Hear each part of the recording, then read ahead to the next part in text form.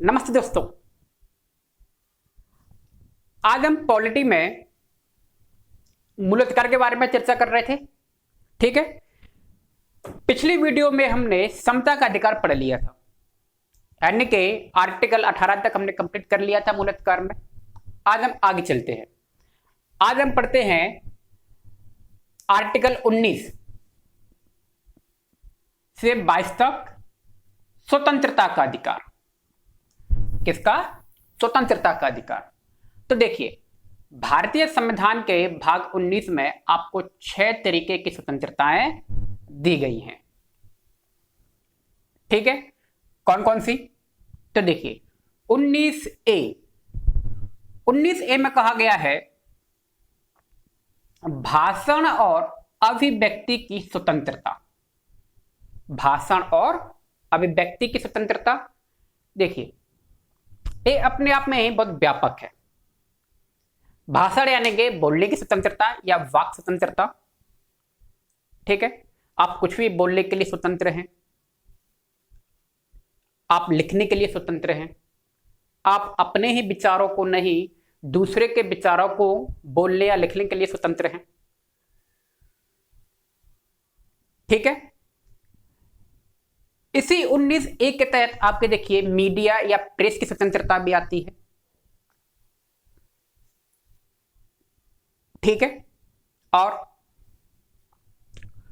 देखिए इसी के तहत फोन टेपिंग के विरुद्ध अधिकार। सरकार आपका फोन टेप नहीं कर सकती, आपकी बातें नहीं सुन सकती। इसी के आधार पे आपका आता है ना। आपने देखे होंगे व्यावसायिक जो आपके विज्ञापन होते हैं उनकी स्वतंत्रता भी इसी के अंतर्गत आती है। ठीक है, तो ये आर्टिकल अपने आप में ही क्या है, बहुत बड़ा है। ठीक है, प्रदर्शन एवं विरोध का अधिकार भी इसी के अंतर्गत आता है। ठीक, आगे चलते हैं। आर्टिकल 19B कोई भी सम्मेलन करने की स्वतंत्रता।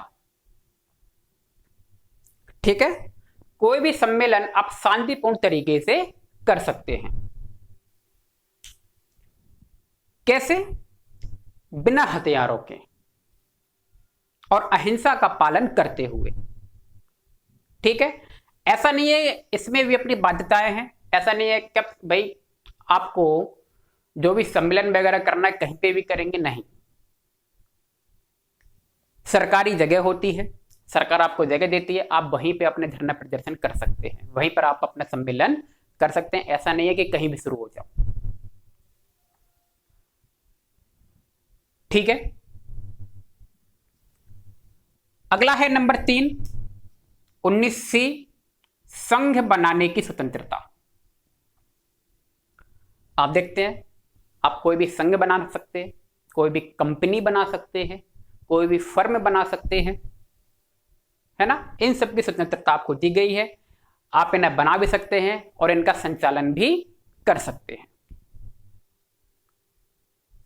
ठीक है, आगे आता है 19D कहीं भी आने जाने की स्वतंत्रता। ठीक है, भारतीय क्षेत्र में कहीं भी आने जाने की स्वतंत्रता आपको दी गई है। आप कहीं भी आ जा सकते हैं, घूम फिर सकते हैं, सबकी स्वतंत्रता आपको है। ठीक है, किसी भी तरह से आपको रोका नहीं जा सकता। अगला है आपका कहीं भी बसने की स्वतंत्रता। या बसना क्या होता है? ये कहीं भी बसने का मतलब है कहीं भी आप अस्थायी या स्थायी तौर पर आप रह सकते हैं। ठीक है, अगला है आपका कोई भी व्यापार करने की स्वतंत्रता। व्यापार, देखिए जीवन जीने के लिए हर व्यक्ति को कोई ना कोई पेशा अपनाना पड़ता है ना। उसकी बात करता है कि कोई भी व्यक्ति कोई भी व्यापार कोई भी पेशा अपना सकता है, लेकिन सरकार इसमें कुछ योग्यता रख सकती है। जैसे मान लीजिए अब आपको टीचर बनना है, आप पढ़े लिखे व्यक्ति नहीं है, तो आप टीचर कैसे बनेंगे? तो सरकार इसमें क्या रखती है? योग्यता। अब आपका कहना है भाई आप लोगों का इलाज करेंगे, कैसे करोगे? तो सरकार इसके लिए क्या रखती है? योग्यता, आपके पास डॉक्टर की डिग्री होना अनिवार्य है। आपको केस लड़ना है भाई, तो आपको लॉयर बनना ही पड़ेगा, एलएलबी करना ही पड़ेगा। तो इसमें कुछ सरकार योग्यता निर्धारित कर सकती है। ठीक है, तो ये तो हुई आपकी स्वतंत्रता का अधिकार में भाग 19 के तहत आपको 6 दी गई है। एक और बात आप देख रहे हो, यहां ई के बाद सीधा जी आ गया है, 19F नहीं है। तो देखिए दोस्तों, 19F आपका संपत्ति के बारे में था, और मैं पहले ही बता चुका हूं संपत्ति के अधिकार को संविधान संशोधन 44वें के तहत इसको क्या कर दिया गया था? दिया गया था, और भाग 12 में से 300 का आर्टिकल में रख दिया गया है। ठीक है, तो ई के बाद सीधा जी आता है, एफ नहीं आता है। ठीक, अब देखिए, ऐसा नहीं है कि ये पूरी तरह से लिमिटेशन नहीं है, इनकी लिमिटेशन है। ठीक है, अब मान लीजिए सब में लिमिटेशन क्या है?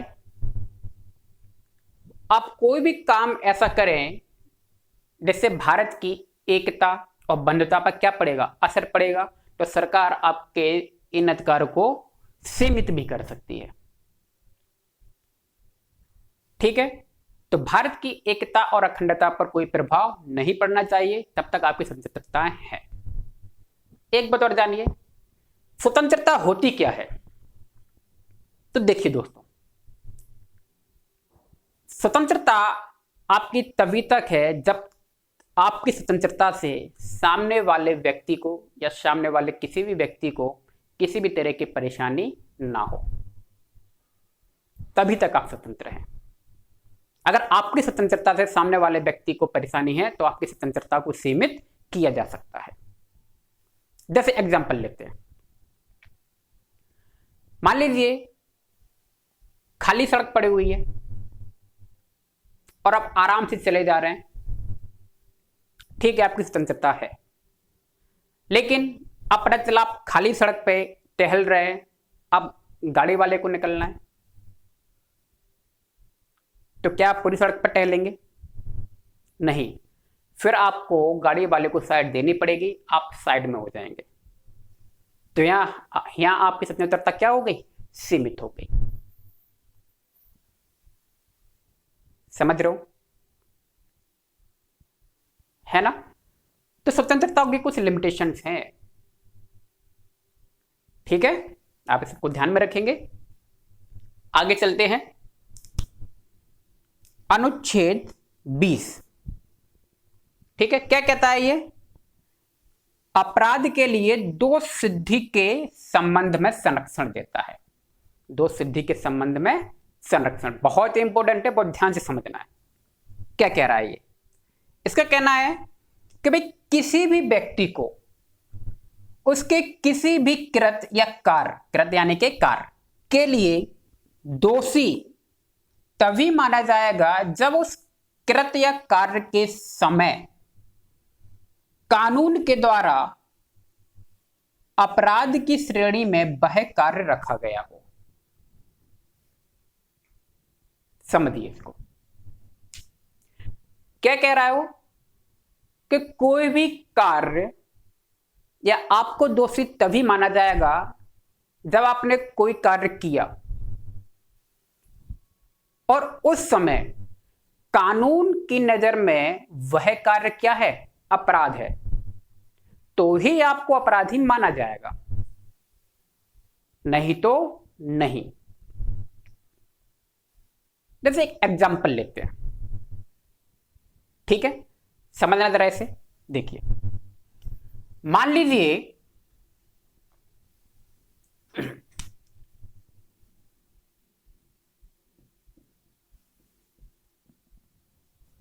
5 अक्टूबर 2022 को आपने चोरी की। मान लीजिए क्या की? चोरी की। अब आपको पता है चोरी करना अपराध है, ठीक है, तो आपको सजा होगी।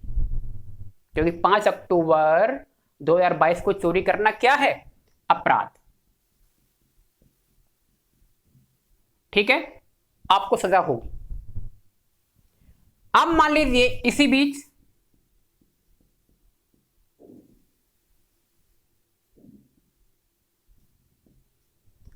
एक संसद से कानून बन के आ गया कि चोरी करना अब अपराध नहीं है, और कानून लागू हो गया 10/12 यानी कि 10 दिसंबर 2022 से। ठीक है, आपने मान लीजिए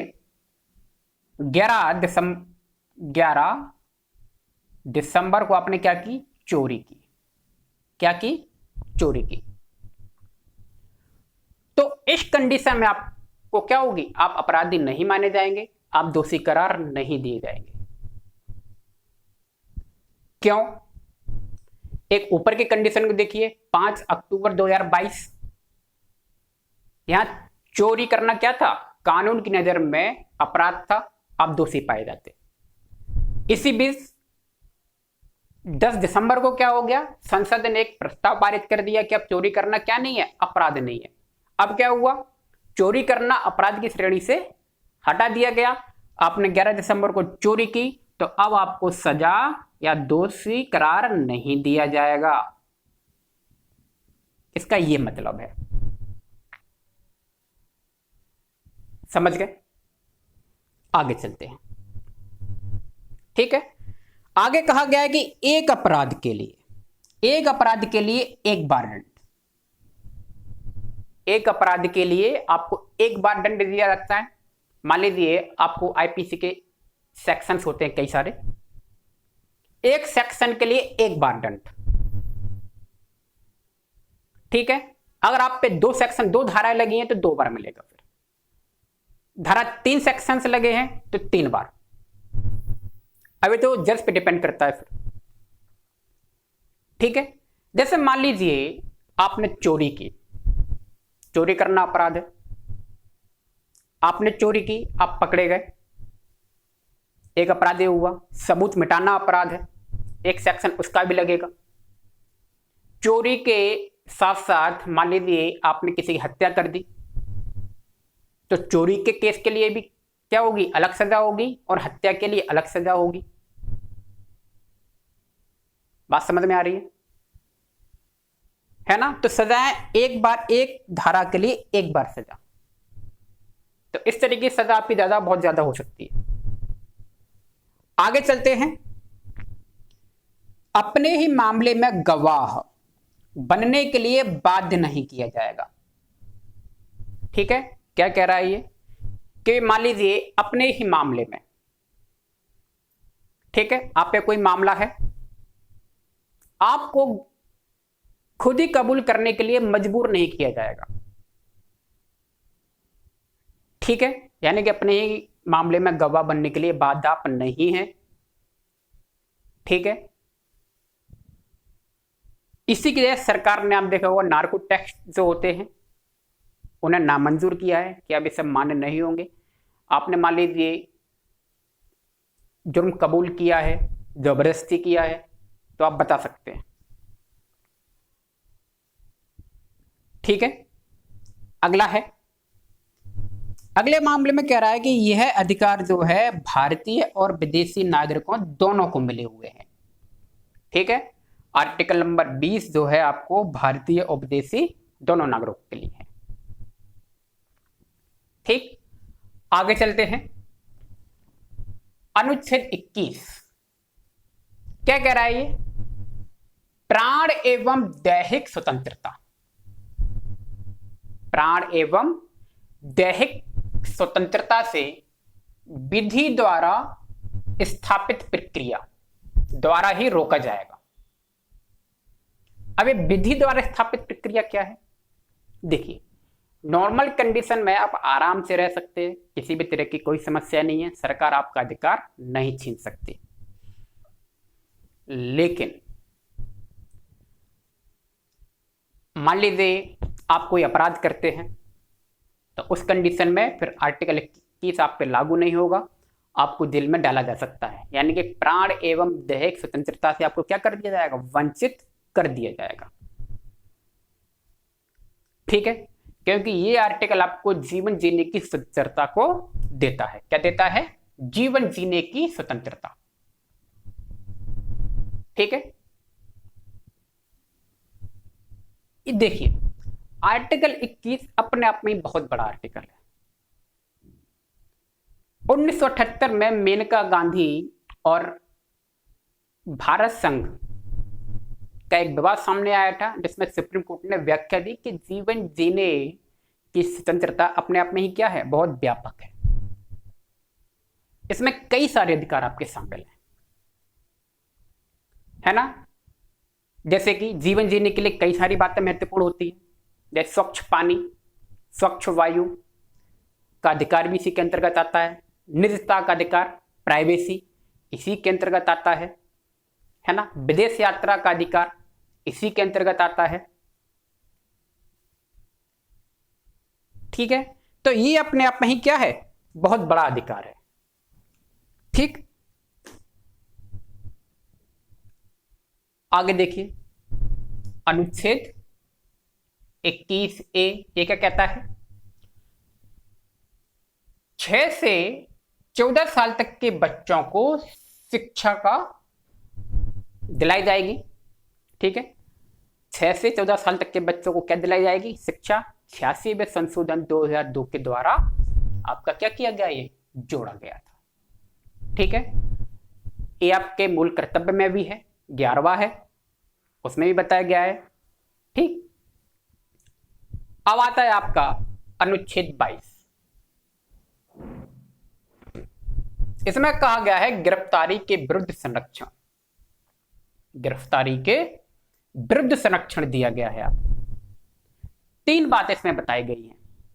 ठीक, गिरफ्तारी से पहले किसी व्यक्ति का दोष बताना क्या होगा, जरूरी होगा। आपको कोई गिरफ्तार किया जा रहा है तो क्यों किया जा रहा है, तो आपने एक अरेस्ट वारंट आपने देखा होगा मूवियों में, है ना। इसी के तहत कि आपको गिरफ्तार क्यों किया जा रहा है। ठीक है, देखिए गिरफ्तार करना और पूछताछ करना दोनों अलग अलग बातें हैं। कई बार आपने देखा होगा मूवियों में या जो आपके नाटक वगैरह आते हैं उनमें पुलिस ले जाती है उठा के, वो केवल पूछताछ के लिए, पूछताछ के लिए बताना जरूरी नहीं है, गिरफ्तार करना जरूरी नहीं होता है। लेकिन कोई अपराध आपने किया है तो फिर ये होता है और उसका दोष बताया जाएगा, आपने ये अपराध किया है इसलिए आपको क्या किया जाता है, गिरफ्तार किया जाता है।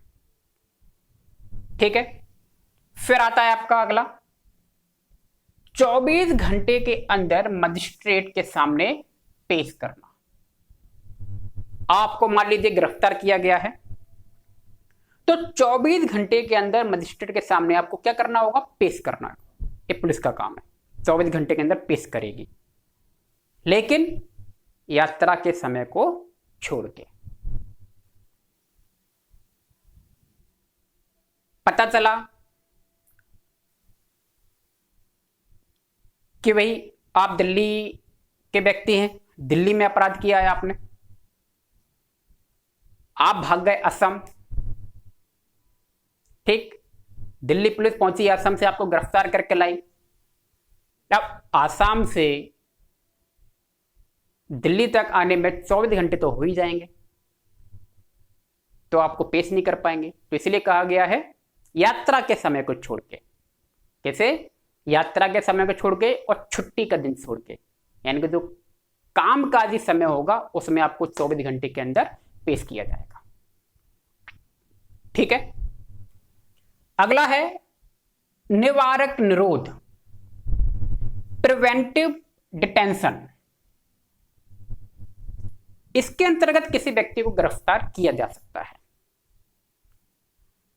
ठीक है, इसमें कारण बताना जरूरी नहीं है, ये सामाजिक सुरक्षा के लिए किया जाता है।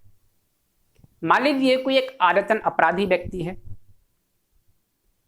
और पता चलता है कि भाई इस व्यक्ति के किसी जगह पर जाने से क्या हो सकते हैं, दंगे हो सकते हैं, लड़ाइयां हो सकती हैं, कोई अपराध हो सकता है। तो उस कंडीशन में उस व्यक्ति को गिरफ्तार किया जा सकता है निवारक निरोध के अंतर्गत। इसमें कारण बताना जरूरी नहीं है, इसमें मजिस्ट्रेट के सामने पेश करना भी जरूरी नहीं होता दोस्तों। ठीक है, गिरफ्तार कर लिया और 3 महीने तक उसे जेल में रखा भी जा सकता है। ठीक है, अब अगर 3 महीने से ज्यादा रखना है ना, तो फिर क्या है, फिर संसद इसके समय को बढ़ा भी सकती है। अब वो समय कितना होगा, इस संसद पे डिपेंड करता है ना। तो संसद कितने समय के लिए बढ़ा सकती है, इसकी कोई लिमिट नहीं है, ये अनिश्चित काल होता है। 2 महीने, 4 महीने, 6 महीने, 1 साल, 2 साल, इस संसद पर डिपेंड करेगा। ठीक है, तो ये हुआ आपका स्वतंत्रता का अधिकार 19 से लेके 22 तक। अगला है आपका शोषण के विरुद्ध अधिकार। किसके? शोषण के विरुद्ध अधिकार, आर्टिकल 23 और 24। क्या क्या गया इसमें? तो आर्टिकल 23 देखिए, बलात्श्रम, बेगारी और मानव के वस्तु की तरह व्यापार, मानव का वस्तु की तरह व्यापार को क्या किया गया है? प्रतिबंधित किया गया है। क्या मतलब है इसका? कहते हैं बलात्श्रम, आप जबरदस्ती किसी से काम नहीं करवा सकते। ठीक है, इसके अंदर एक बात और भी आती है, आप न्यूनतम मजदूरी से कम पर भी काम नहीं करवा सकते। ठीक है, बेगारी क्या होती है? बेगारी मतलब बिना पैसों के किसी से काम नहीं करवा सकते। बेगारी का मतलब क्या है? बिना पैसों के। अगर आप किसी से काम करवाते हैं तो आपको कुछ ना कुछ पेमेंट करना होगा, है ना, लेकिन वो पेमेंट कितना होगा? न्यूनतम मजदूरी दर से कम नहीं होगा। फिर इसमें कहा गया है मानव के व्यापार का मतलब है मानव का वस्तु की तरह व्यापार, यानी कि मानव की खरीद बिक्री, इंग्लिश में ह्यूमन ट्रैफिकिंग को क्या किया गया है? प्रतिबंधित किया गया है। ठीक है, अनुच्छेद 23 ऐसा कहता है। 24 क्या कहता है? आर्टिकल 24, इसमें कहा गया है 14 साल से कम उम्र के बच्चों को किसी भी तरह के काम में नहीं लगाया जाएगा। 14 साल से कम उम्र के बच्चों को किसी भी तरह के काम में नहीं लगाया जाएगा, चाहे कोई रेस्टोरेंट हो, होटल हो या घर में नौकरों की तरह हो। ठीक है, किसी भी तरह के काम में नहीं लगा सकते, ये प्रतिबंधित है ना। इस पे आपको जुर्माना भी हो सकता है, सजा भी हो सकती है। ठीक है, तो आज मूलतकारों में इतना ही, आगे के मूलतकारों की नेक्स्ट वीडियो में चर्चा करेंगे। थैंक यू, धन्यवाद।